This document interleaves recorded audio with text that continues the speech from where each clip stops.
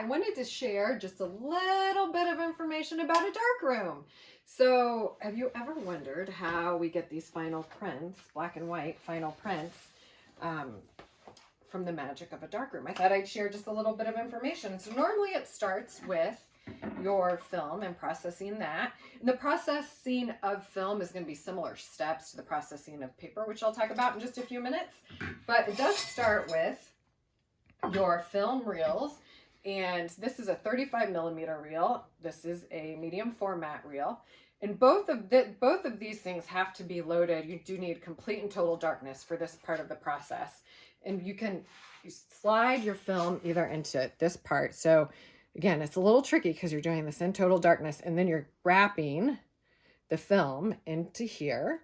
And then on the 35 millimeter, I actually find it a little bit easier. It catches on there, and then you wrap it. But all of this is happening in dark.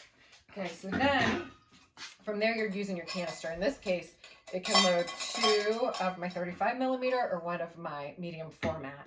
And then the lid goes on. I also have a larger one in this box that holds either 4 35 millimeter or 2 medium format. But in any case, then the lid goes on here and this cap opens up. And so once your film is totally secure on here, you can pop that light back on. But then this allows you to pour your chemicals in, do your processing or agitation, and then pour out the chemicals and move on to the next step. So that's how we process the film, and that's what the reels look like that we do it in. Next, I'll just real quickly share, this is my enlarger, and this little tool I would use to make sure this moves up and down, and then I put it in focus, the image in focus. Once I have it in focus, I use this to make sure that the image is still sharp. And then set a timer. And so we'd start with a test strip, and usually, so maybe let's say we want to see what the image looks like with 11 seconds, 12, 13, 14, 15.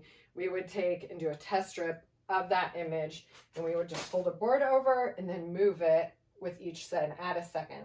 From there, we could take it, and then once we go through the processing, we could go, oh, this image looks best at 13 seconds. We can come back in, process, do it with that full 13 seconds. And then from there, if you're used to using Photoshop, they have like a burn tool and a dodge tool. Once you have your final image, if the overall looks good at 13 seconds, but you go, oh, that part needs a little more exposure, or I need to back off the exposure on that, in this section, then that's when you actually use manual dodge and burning. And usually I just used a piece of poster board to make that happen. So a very basic tool to get the burning and dodging done.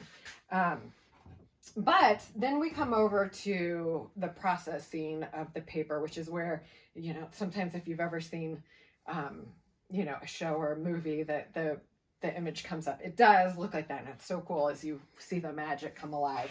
But it starts with the developer. And so that is actually going to develop your piece of paper and make the image come to life, if you will. And then we move into the stop bath. So would be here, and that does make the development process stop working. And then we move it into the fix, and that basically just sets it on the piece of paper. From there, we're going to wash it. But once it's gone through the fix, it can actually be exposed to light. So that would be a point we could turn the light back on if we wanted to see, if it was a test strip and we wanted just to see where we thought our time, the best time was. We could do that after this fix stop. And then we're going to wash it. That could be like 10 minutes, or it could be an hour, depending on the type of paper that we're using. But that is the process. So going through all of that, then at the end, hopefully you end up with, this is a picture of Joshua Tree, a black and white. Once you figure out what exposure you like, and then you make sure you get all the details going, you end up with your final print. So welcome to my darkroom. Please let me know if you have any questions.